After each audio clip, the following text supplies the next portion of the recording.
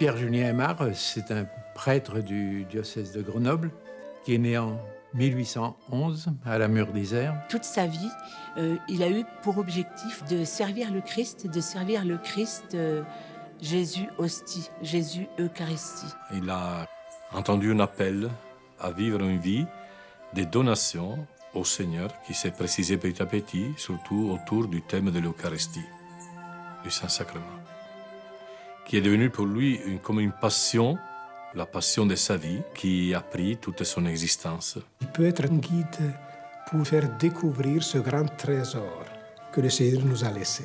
Parce que c'est ça, le Père Aymar.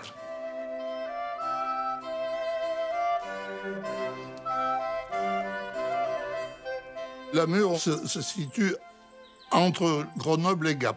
C'est un plateau à environ 1000 mètres d'altitude. Au Moyen-Âge, la Mure était un gros bourg, pays de paysans de montagne. Ce qui a fait connaître la Mure, c'est la découverte des mines à la fin du 19e siècle.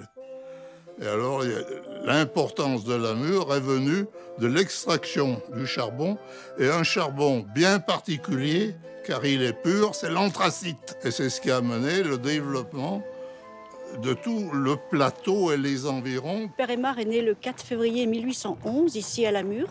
C'était donc sous le Premier Empire. Il a vu de ses yeux passer Napoléon lorsqu'il est revenu de l'île d'Elbe en 1815 pour les 100 jours. Et puis ensuite, il a connu tous les régimes politiques du 19e siècle, c'est-à-dire la Restauration, la monarchie de Juillet et le Second Empire. C'est une période de grande transformation sur le plan économique et social. Sur le plan économique, c'est la révolution industrielle. Et sur le plan social, c'est la naissance aussi du prolétariat ouvrier avec donc un très fort exode rural. Nous sommes ici au 69 rue du Breuil, la maison natale de Saint-Pierre-Julien Aymar. La famille a pris en location cette pièce et le papa cherchait une ville pour travailler et donner à manger à sa nombreuse famille. Il était le 10e et le dernier d'une famille, 10 enfants. Et mon père avait eu, de son premier mariage, 6 enfants, et puis 4 de son second. Et au moment de sa naissance, en 1811, pratiquement, il n'y avait que un de ses demi-frères et de sa demi-sœur qui étaient vivants.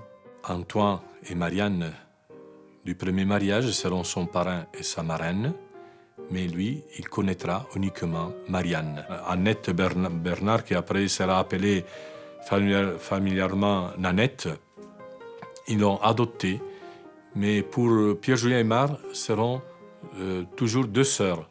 Marianne, la dernière du premier mariage de son père, et Nanette.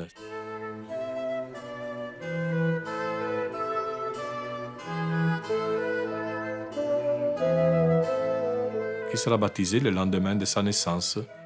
Dans l'église de sa paroisse, Notre-Dame de l'Assomption, dans ce baptistère que l'on voit encore aujourd'hui dans l'église. Et la grâce de son baptême sera vraiment la grâce de toute sa vie. Tout ce qu'il recevra par la suite, on peut bien le dire en toute réalité, dérive de la grâce de son baptême. Il en gardera lui-même une mémoire toujours très vivante. Tout petit, on dit 4-5 ans, il disparaît de la maison, tout le monde le cherche. Et finalement, sa sœur le trouve tête contre le tabernacle sur un escabeau et lui dit « Mais qu'est-ce que tu fais ici ?» Et sa réponse qu'on trouve dans les vitrails, dans la chapelle Aymar, il dit « Je pense à lui, c'est là que je l'écoute et je l'entends le mieux. » Il y avait quelque chose dans son cœur.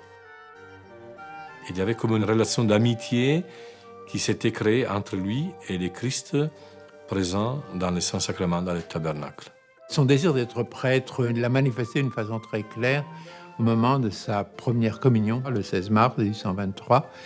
Et à ce moment-là, il me dit, n'est-ce pas, lui-même, lorsque je pressais Jésus sur mon cœur, c'est cette façon de dire que c'était sa première communion, dans le langage de l'époque, je serai prêtre. Il a promis, s'est engagé.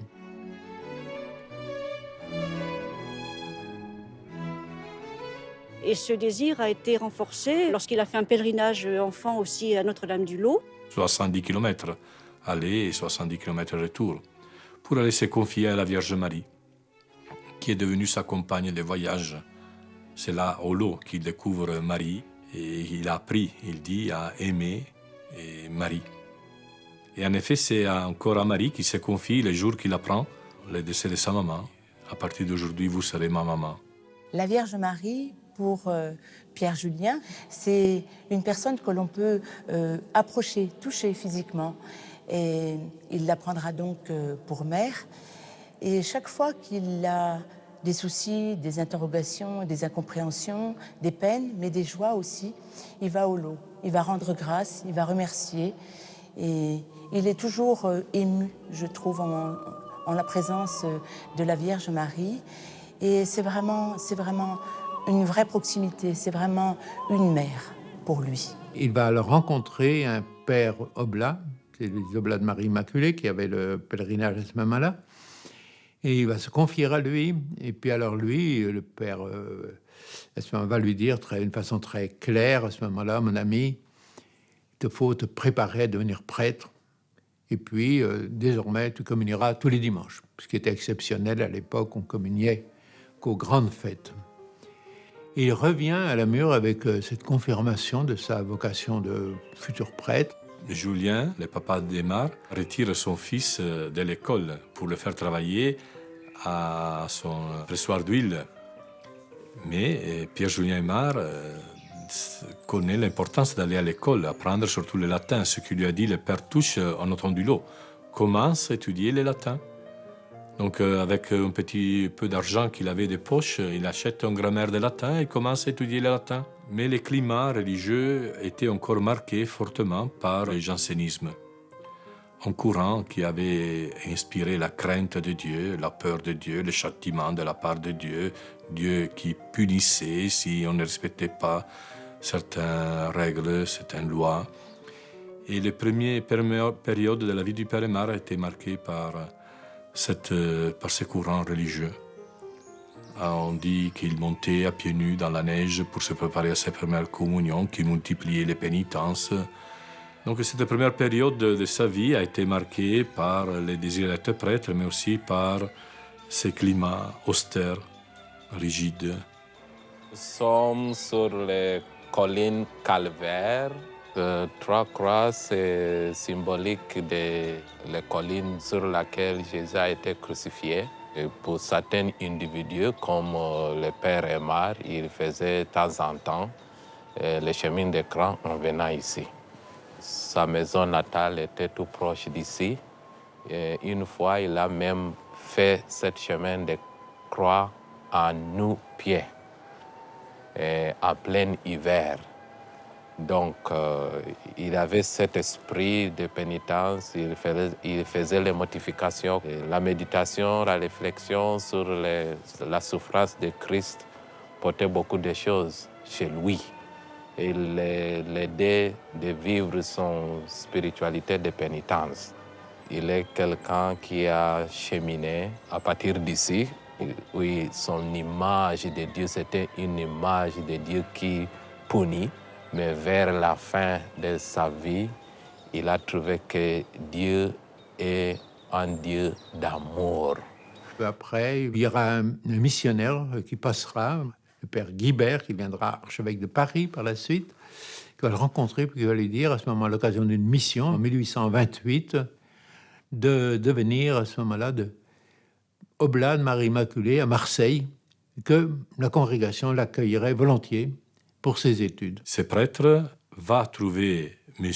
Aymar, Julien Aymar, le papa, et il arrive à le convaincre de laisser partir Pierre-Julien Aymar pour Marseille, pour le noviciat des Oblats. Il est parti pour Marseille, mais cela n'a duré qu'en définitive que 6 mois, épuisé par la ferveur avec laquelle il se dévoue pour être un pieux novice. Il revient avec la maladie des poumons et, comme épuisé, il n'a pas la vocation d'un missionnaire.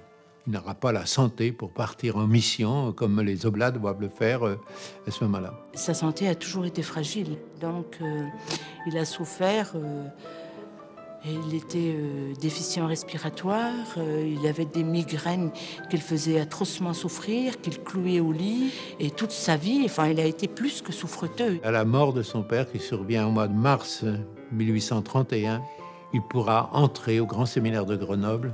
Il va descendre de la Mure à Grenoble pour faire son inscription.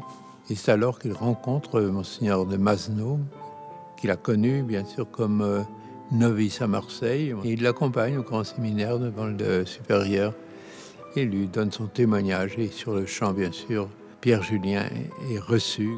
Pierre Julien Aymar est ordonné prêtre le 20 juillet 1834 à Grenoble, précisément dans la chapelle du Grand Séminaire, parce que la cathédrale était en travaux. Dans cette même chapelle, le curé d'Ars avait été ordonné prêtre, l'hôtel du Grand Séminaire, qui maintenant se trouve à la cathédrale. Le curé d'Ars a été ordonné prêtre et il a célébré aussi sa première messe sur cet hôtel. Pierre Julien Aymar, uniquement ordonné prêtre. Et il y a un autre saint qui a célébré la messe sur cet hôtel, Saint Jean Bosco. Donc 3 saints autour d'un hôtel.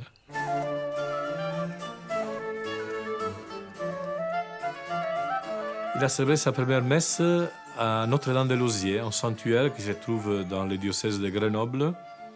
Les Oblates de Marie Immaculée venaient de s'installer à Notre-Dame-de-Lauzier. Donc il a reçu l'invitation d'aller célébrer la première messe à Notre-Dame-de-Lauzier. Il était content, bien sûr, d'offrir à Marie les premiers fruits de son sacerdoce. C'est un sanctuaire qui est quand même très ancien. Les événements datent de 1649-1657.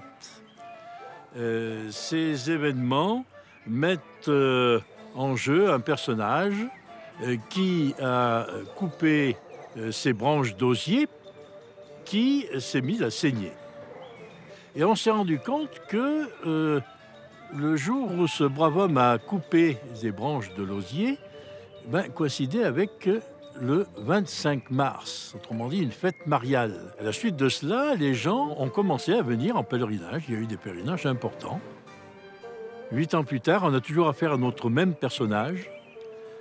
Il n'est plus en train de couper l'osier, il est en train de labourer. Et pendant qu'il laboure, il voit arriver une dame qu'on identifiera plus tard comme étant la Vierge Marie.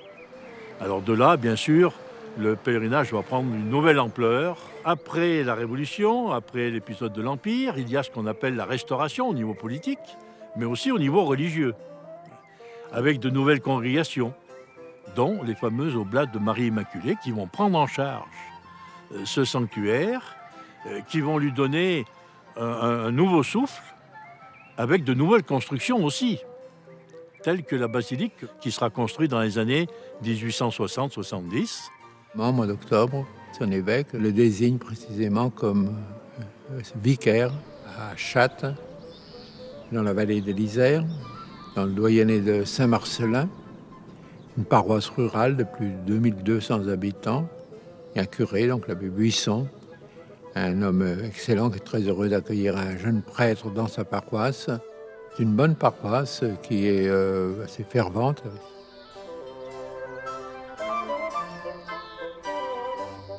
Et lui s'y déploie avec beaucoup de générosité et aussi une grande dévotion. Il passe des heures à l'église, en prière, dans le Saint-Sacrement, comme il est aussi dévoué à l'égard très simple des fidèles qui l'aiment beaucoup parce qu'il est très proche de leur vie. Il est aussi soucieux de poursuivre sa formation intellectuelle et spirituelle.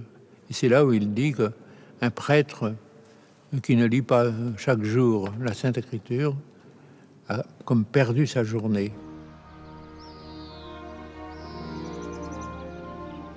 Au Rocher de Saint-Romain s'est passé un tournant de sa vie, dans la vision, on peut dire, de sa spiritualité. Vicaire à Chattes, il accompagnait son curé à rencontrer les collègues à Saint-Romain. À un certain moment, il laisse les deux curés parler, échanger, et lui se promène après l'église. Il arrive au cimetière, et au milieu du cimetière, il y a un rocher, phénomène, on peut dire, naturel. Au mi-chemin, une chapelle, et au sommet, 3 croix. On a un panorama, une vue sur l'ensemble des montagnes et des collines autour de ces rochers. Et à ce moment, son âme est comme prise par la beauté du paysage, de la nature, de la création. Et à travers la création, elle s'élève vers Dieu.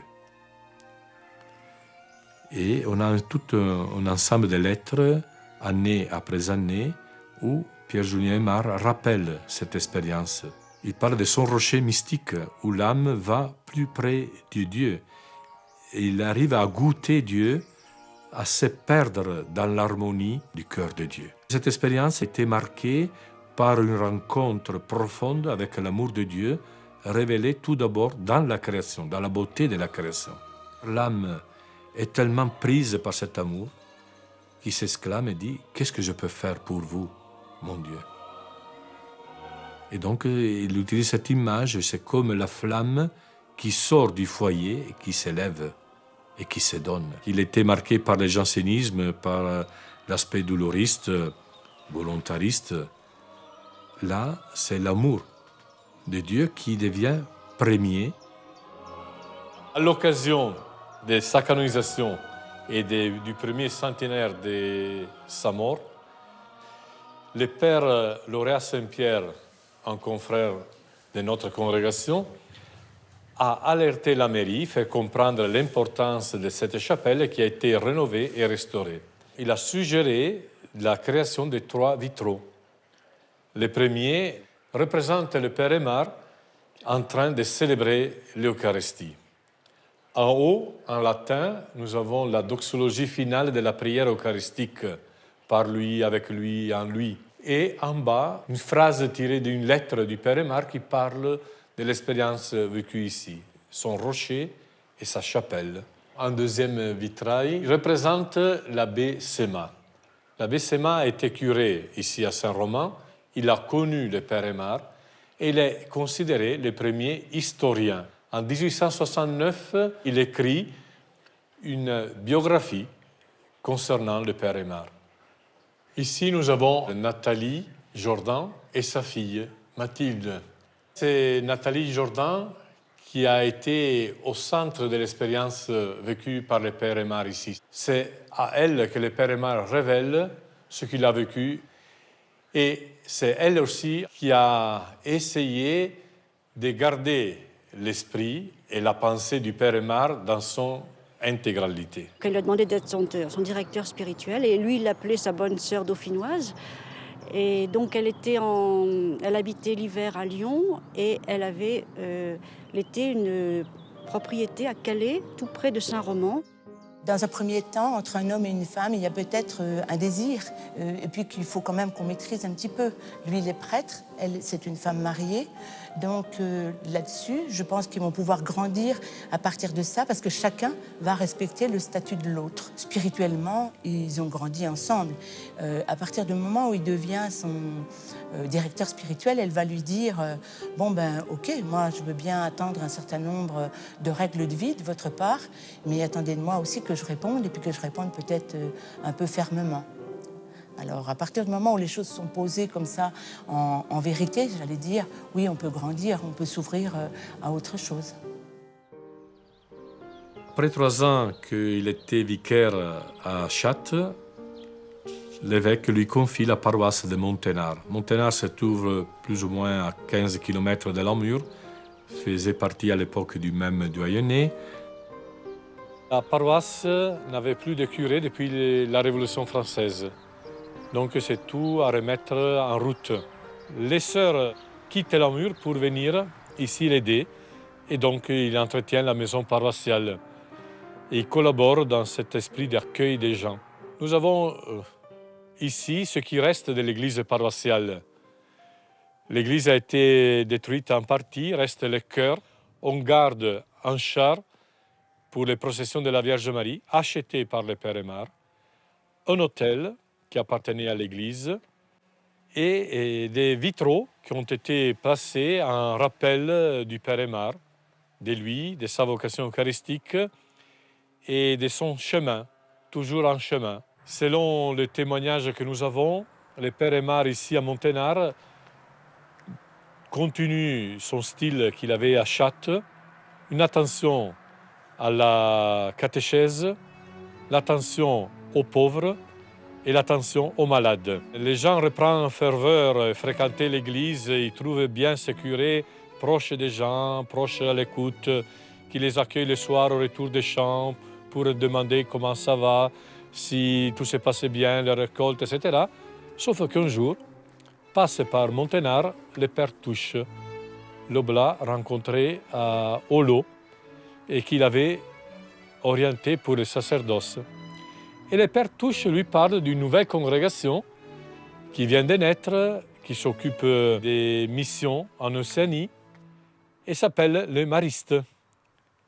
Et le père Aymar sent dans son cœur reprendre ses désirs pour la vie consacrée, la vie communautaire. Ça va être pour lui comme un appel, comme un déclic, et il va tout faire pour contacter le père Colin, le fondateur, aller à Lyon pour le rencontrer, et puis clandestinement, il va quitter un dimanche au mois d'août 1839, il va quitter sa paroisse pour entrer chez les Maristes. Au grand désespoir de sa sœur, qui se retrouve seule avec Annette Bernard, qui était sa compagne, et puis des paroissiens qui sont tout étonnés de le voir comme ça, sans rien dire, les quitter sans faire d'adieu.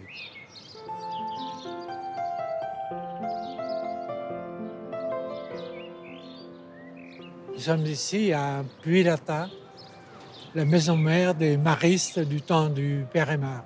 C'est de là que le père Colin, le fondateur, dirigeait la Société de Marie et organisait, entre autres, les missions en Nouvelle-Calédonie et dans l'Océanie pour les départs. Et le père Aymar a travaillé effectivement comme assistant du supérieur général de 1844 à 1851. Et c'est aussi tout près de cette église Saint-Paul, qui est l'église paroissiale, qu'il a connu une première expérience très forte, eucharistique. Et à la fête Dieu, 1845, le curé de la paroisse l'a invité à présider la procession du 5 mai 1845. Un événement qu'il a consigné d'ailleurs dans ses notes personnelles, où il dit que durant cette procession, qui avait duré 2 heures, il lui avait semblé que c'était qu'un instant. Il avait été saisi par la pensée du Seigneur présent dans l'Eucharistie et que ça avait été une grâce pour lui toute particulière, une grâce qui le poussait à honorer et à prêcher d'une façon particulière l'Eucharistie et de se nourrir de la pensée de saint Paul, de ses épîtres, de ce grand amant de Jésus crucifié. En 1845, pendant le carême, et le père Aymar a invité à prêcher le carême à l'hôpital de la Charité à Lyon, tout près de la place Bellecour, où la famille Guillot a un atelier de lingerie. Marguerite et Guillot demandent au père Aymar de l'écouter en confession. Et ça, c'est le point de départ de leur amitié qui a duré jusqu'à la fin de la vie du père Aymar. Donc Lyon devient un moment important dans sa vie avec cette ouverture, on peut dire, universelle sur le monde, sur l'Église, sur la société. À Lyon, entre, on peut dire, comme un nouvel appel de la part de Dieu. Et c'est à Fourvière, où il passait souvent, qu'un jour il s'arrête en prière. C'était le 21 janvier 1851. Et il comprend qu'il faut faire quelque chose pour l'Eucharistie. C'était en fonction des besoins de l'Église de l'époque, tel qu'il les percevait, du manque de formation de la part des laïcs, entre autres, des hommes, du manque de dévotion envers le Saint-Sacrement, de réparation envers les sacrilèges qui étaient commis, et qu'il fallait qu'il y ait une congrégation qui soit particulièrement vouée au culte de l'Eucharistie. Il a quitté la chapelle avec cette grâce qui lui a été faite et il l'a gardée pour lui. Il va être nommé au mois de septembre 1851 comme supérieur du collège Sainte-Marie de la Seine, près de Toulon, et la pensée qu'il aura reçue à Fourvière va mûrir. Il a été amené à rendre visite aux galériens de Toulon, notamment après le coup d'État de Napoléon III. Ils disent sous la chaîne, il y a de belles âmes. C'est-à-dire qu'il a compris qu'en fait, le forçat ne se réduit pas à sa faute. C'est un être humain qui a une faculté à penser. Il y a bien sûr cette introspection au niveau de qu'est-ce que je peux faire pour Jésus, mais c'est Jésus aussi à travers les autres. Et c'est Jésus à travers les pauvres, à travers les forçats. Le Père Aymar, il a bien compris que à partir de l'Eucharistie, là où on a l'amour de Dieu révélé en Jésus-Christ, qu'il se donne et qu'il nous appelle à partager la vie qu'il est en train de donner, l'homme retrouve sa dignité. Quand il était à la Seine-sur-Mer et à Toulon, il a été en relation notamment avec le père de Coers, qui avait fondé donc une association d'adoration des hommes. Et donc c'est ce qui l'a incité aussi à poursuivre dans cette œuvre. Alors c'est plus question d'un trésor de Marie dédié à l'adoration, mais à la Seine-sur-Mer entre dans son idée avec de Coers créer un ordre dédié au Saint-Sacrement. Et là, il y a toute une lutte entre son amour pour les maristes et cet attrait fort qui a entré dans son âme de fonder un ordre religieux. Et mis devant le fait de choisir, c'est là qu'il a demandé d'être déchargé de son activité pour se dédier à cette œuvre. En 1856, il est reçu à Paris par l'archevêque de Paris, Monseigneur de Cibourg. Monseigneur de Cibourg s'est dit, écoutez, j'ai déjà des congrégations qui font des adorations, qui vivent de l'Eucharistie, c'est pas ce qui me manque. Et le Père Aymar a donné une réponse en ce moment-là pour moi, très parlant et très touchant. Il dit, Monseigneur, non, vous vous trompez. Nous ne sommes pas qu'une congrégation eucharistique, mais nous sommes une congrégation pour non pas simplement adorer, mais aussi faire adorer. Et il va fonder à Paris, en 1856, la congrégation, la Société du Saint-Sacrement. Il pense en même temps aussi à une branche féminine.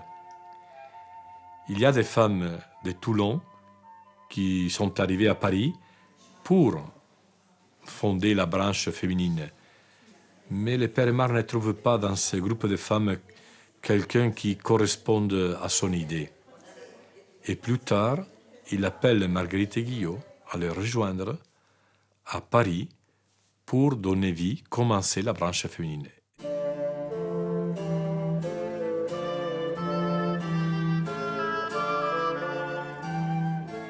Début 1859, il est venu à Rome avec son ami, le père de Coers, pour solliciter du pape Pie IX une approbation, un bref laudatif pour son œuvre.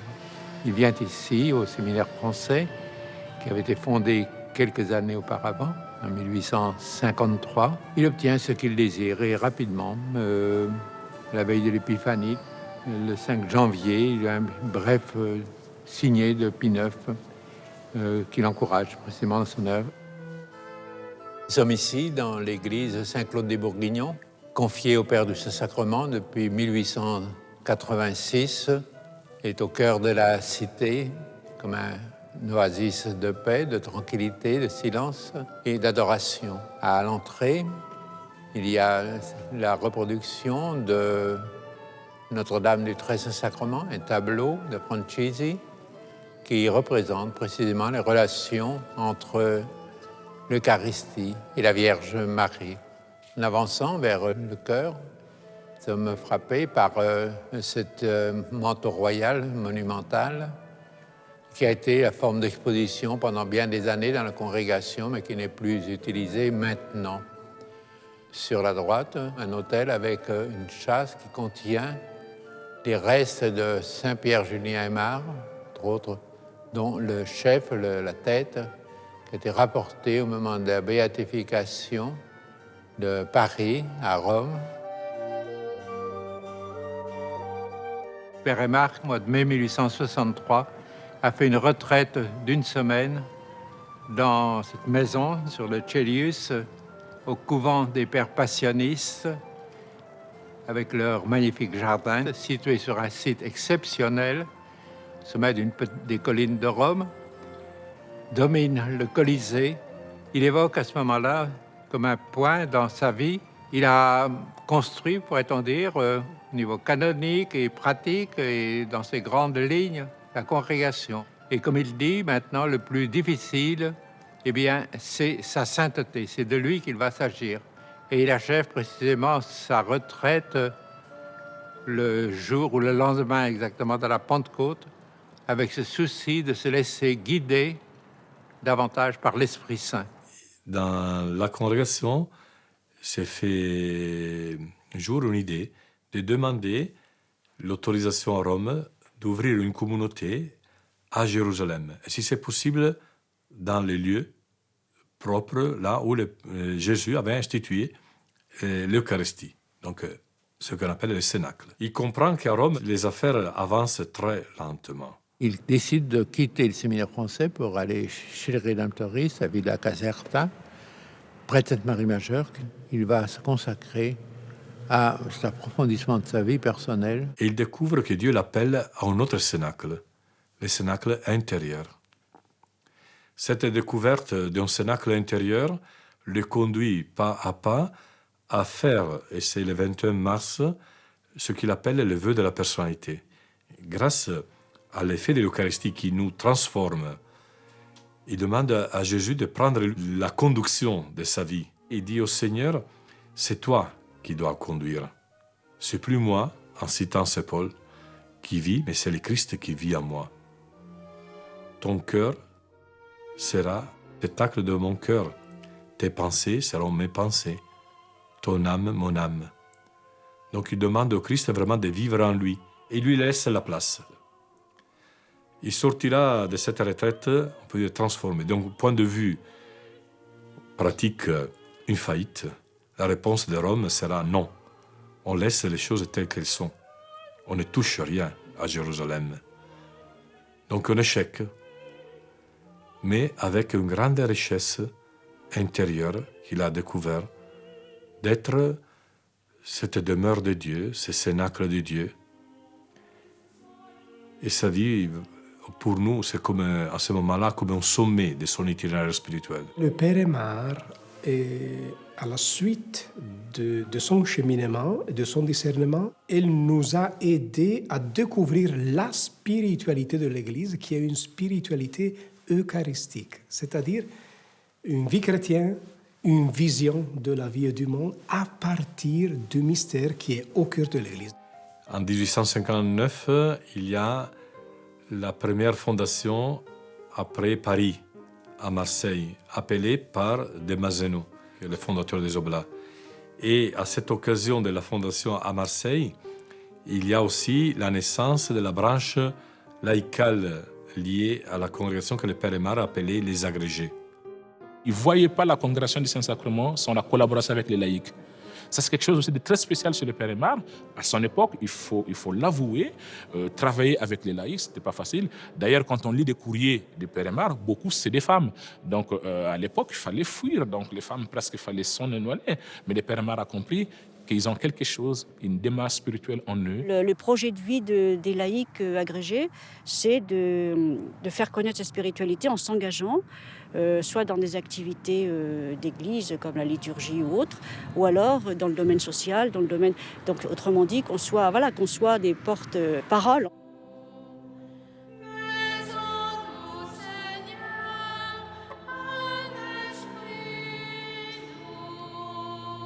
Le siècle du Père Aymar, c'est le siècle de la découverte de l'adoration eucharistique.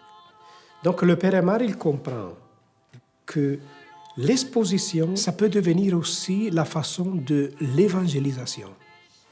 Le Seigneur exposé attire les gens pour la prière. Il propose aussi une méthode de prière devant l'Eucharistie qui reprendra toute la dynamique de la célébration. Ce n'est pas seulement un moment de dévotion, de silence ou de réparation, comme on faisait, sans même le savoir. Il reprend ce que nous, aujourd'hui, on dirait la dynamique de la prière eucharistique qui est au cœur de la célébration. Et il dit il faut faire la même prière devant le Seigneur. Il dit à un certain moment, vous ne venez pas communier parce que vous êtes humble et recueilli et doué d'un tas de vertus. Non, vous devez venir communier pour devenir humble, pieuse, vertueuse.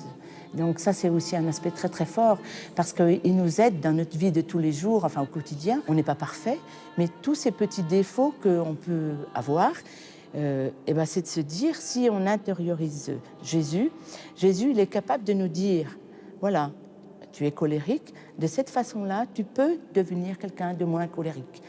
Tu peux ne pas être parfait, tu ne le seras jamais, mais en tout cas, tu peux essayer d'améliorer tes imperfections.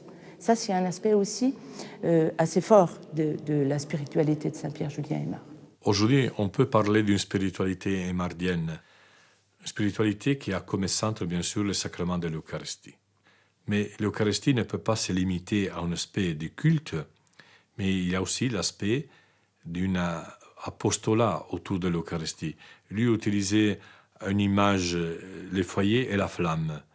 Il n'existe pas un foyer sans une flamme. Une vie, il disait à son premier compagnon de Quers, ne peut pas être pleinement eucharistique si il ne s'exprime pas à travers des œuvres eucharistiques. Et il avait une façon de se rapprocher aux personnes, de les accueillir, de les comprendre, de leur parler. Une humanité que je dirais, c'était vraiment le fruit de sa spiritualité. C'est l'humanité de Jésus. Dans la dernière scène, il y a Judas, il y a Pierre, mais le Seigneur, il se donne quand même à tous. Pour lui aussi, il avait cette dimension missionnaire. Donc on voit cette spiritualité avec plusieurs facettes. Et donc, pour nous, aujourd'hui, c'est un défi de ne pas se contenter d'un aspect, mais essayer de prendre tout l'ensemble. Nous sommes dans la chapelle de l'adoration, sur le centre-ville de Grenoble, qui est un lieu très important pour la famille des religieux et laïcs du Saint-Sacrement. C'est l'endroit où le Père Aymar a dit sa dernière messe. Il était très fatigué, et il remontait à la Mure et il a voulu absolument célébrer cette messe ici. Un prêtre a essayé de lui dire qu'il était trop fatigué, mais le Père Aymar, têtu comme il était, a insisté et il a célébré cette messe soutenu par le prêtre qui était avec lui. Et puis là, donc, il a pris la diligence pour monter à la Mure et il a fait une congestion cérébrale. Donc, quand il est arrivé ici à la Mure, il ne pouvait plus parler. Et il est resté une huitaine de jours à peu près malade, soigné par ses sœurs. Nous sommes dans la chambre où le Père Aymar, il y a 150 ans, est décédé, le 1er août 1868. Ici, c'était la maison familiale. Et dans cette chambre, les sœurs, Marianne et Nanette, prenaient leur repas. Et quand le Père Aymar venait en congé, il lui proposait ces lieux pour se reposer. Et c'est le Père Chanuet, maître du noviciat, et une mademoiselle qui s'occupait des linges de la communauté de Paris qui descendent ici et qui mettent un peu d'ordre dans cette chambre. Ici, nous avons la commode sur laquelle le Père Chanuet célébrera la messe ici dans cette chambre, le Père Aymar dans son lit. Aujourd'hui, on a un tabernacle qui est posé au-dessus de la commode parce qu'ici, dans cette pièce, on reçoit des groupes et on célèbre la messe, on prie, on fait l'adoration, les laudes, les vêpres. Donc, c'est devenu un lieu de prière. La nuit qui précède sa mort, le 31 juillet, Mademoiselle Thomas veille le Père Aymar. Elle dit que le mur qu'on voit, d'un certain moment, prend toute une couleur blanche et elle voit comme des plis de robe d'une femme. Elle pense que c'est la Vierge Marie qui vient appeler, avertir le Père Aymar de son départ proche. Et au début de l'après-midi, à 14h30, le Père Aymar célèbre, on peut dire, sa Pâque. Il entre dans l'adoration perpétuelle. Et nous avons les tableaux qu'il contemplait à ce moment-là, le Christ crucifié. Et il tient dans sa main une petite statue de la Vierge de la Salette. La Vierge Marie qu'il avait conduite tout au long de sa vie il accompagne à la rencontre du Père du ciel.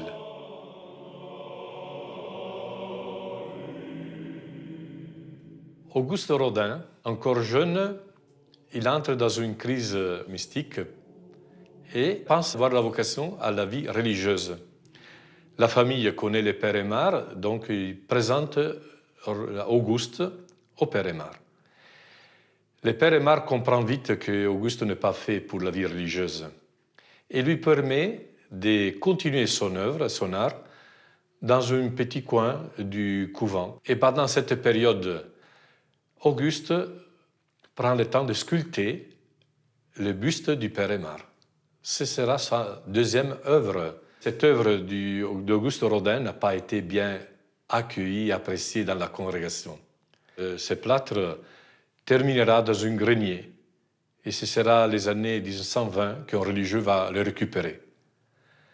Aujourd'hui, ce buste est dans le musée Rodin et constitue parmi les œuvres de jeunesse un chef-d'œuvre. Dans cette vitrine, nous avons des objets appartenus à la famille du Père Aymar et au Père Aymar. Nous avons tout d'abord une bréviaire qui appartenait au papa du Père Aymar. Lui, il était membre de la confrérie des pénitents blancs. Donc c'était une personne religieuse qui fréquentait l'église.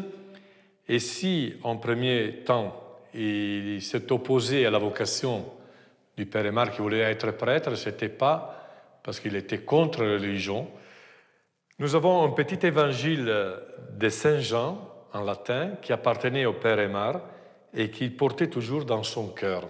On peut voir combien de fois cet évangile a été lu par le Père Aymar. Les pages sont usées et on sait que le Père Aymar avait une grande dévotion pour la parole de Dieu. Une discipline, c'est un peu un style de la vie religieuse de l'époque de s'infliger des pénitences.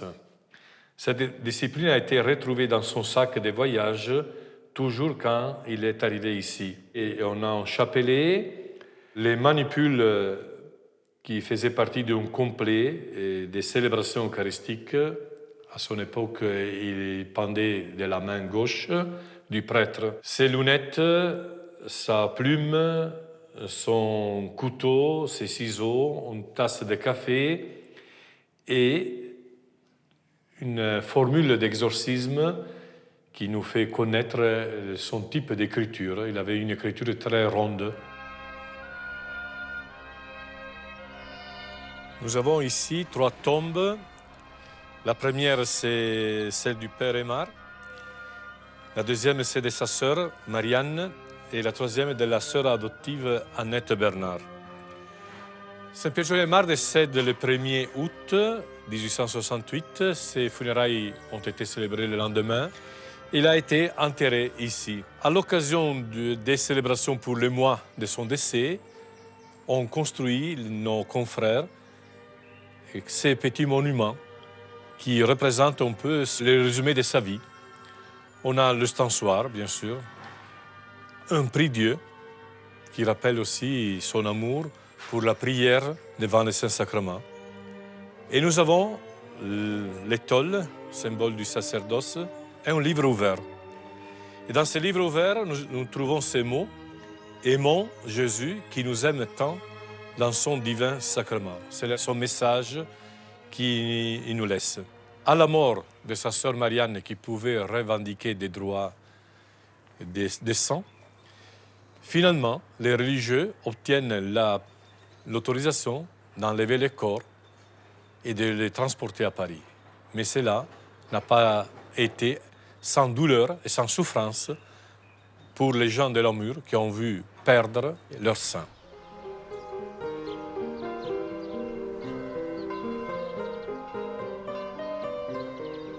Le Père Aymar a été béatifié le 12 juillet 1925. Cette même année, le curé d'Ars a été canonisé. Donc ils ont changé la châsse où se trouvait le corps du curé d'Ars et ils ont pensé bien de faire cadeau de cette chasse au Père Aymar. En effet, cette chasse se trouve à Paris et où le corps du Père Aymar se trouve aujourd'hui. Donc les deux amis se sont fait des cadeaux, même après la mort. Le concile va se réunir le 11 octobre 1962, un événement exceptionnel et à tous les niveaux, suivi par la presse, par les médias, mais la télévision déjà aussi à ce moment-là. La première session va se terminer le 8 décembre, donc 62, et le 9 décembre, Jean XXIII va canoniser Saint-Pierre Julien Aymar.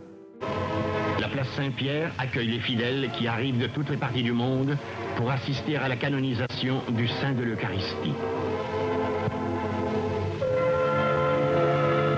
Les premiers à se trouver sur place sont les religieux de la congrégation que le Saint a fondée. Ils saluent ce jour comme un des plus importants de leur histoire. Il y a des prêtres adorateurs, des séminaristes de toutes les nations, et les servantes du Très Saint Sacrement qui, elles aussi, sont venues vénérer leur saint fondateur.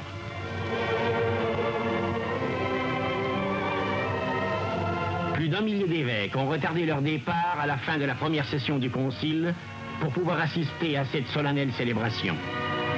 Jamais aucune canonisation dans l'histoire de l'Église n'avait été rehaussée par un nombre aussi imposant de dignitaires ecclésiastiques. Sur la bannière que l'on porte, Pierre Julien Aymar est là, comme souriant à ses fils du haut de sa gloire. Par ces paroles définitoires prononcées du haut de la chair de Pierre, le père Aymar est déclaré saint. L'évêque de Grenoble, Fougerat, pendant le triduum d'Action de grâce fait à Rome après sa canonisation, il a fait un panégyrique du père Julien Aymar. Il l'a appelé l'homme de la plénitude. Il y a comme une critique au père Aymar. Quelqu'un disait qu'il ne savait pas ce qu'il voulait.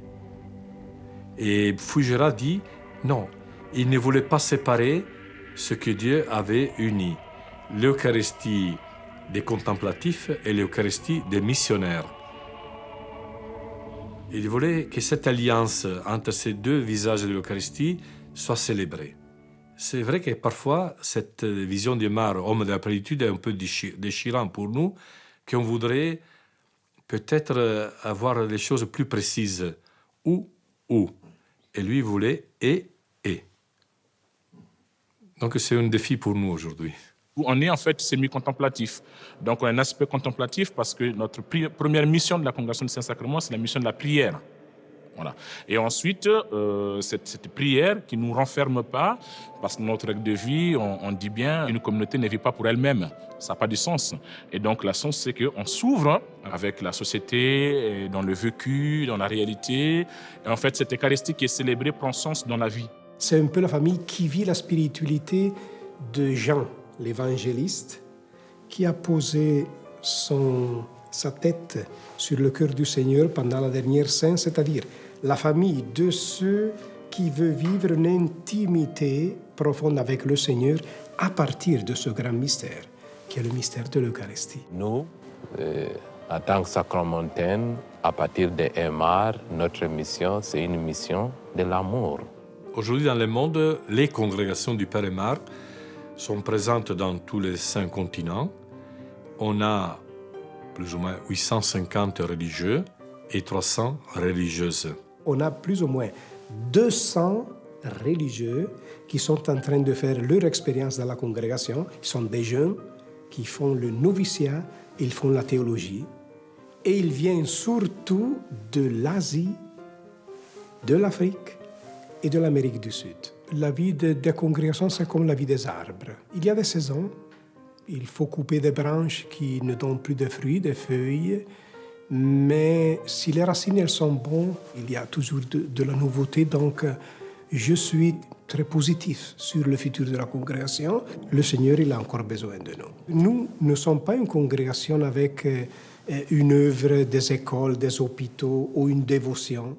Mais nous sommes une congrégation qui est au service de ce qu'on peut appeler le cœur de la vie de l'Église. Alors, si je peux le dire, nous sommes un peu les cardiologues de l'Église. Nous sommes appelés à faire bien marcher ce cœur. Donc, notre mission, c'est une mission très actuelle dans la vie de l'Église qui a un futur. Il y a surtout cette grande reprise d'intérêt pour le Père Aymar. Aujourd'hui, quand on parle de l'Eucharistie, on parle des 2 tables, la table de la parole et la table du pain. Et lui, il a vécu ces 2 tables. Il a anticipé ce que le Vatican II a mis en relief le même Christ qui se donne dans la parole et dans le pain. Jésus, c'était comme une empreinte sur sa peau. C'est quelque chose qui ne l'a jamais quitté. Et je crois que c'est ça qu'il faut retenir, c'est que Jésus ne le quitte pas toute sa vie durant. Cette tendresse que Dieu a pour chacun d'entre nous, je pense que c'est la base de notre foi. Et ce qui peut nous faire vivre dans ce monde d'aujourd'hui qui n'est pas facile, c'est se poser sur la tendresse que Dieu a pour chacun d'entre nous, qui que nous soyons, croyants ou incroyants.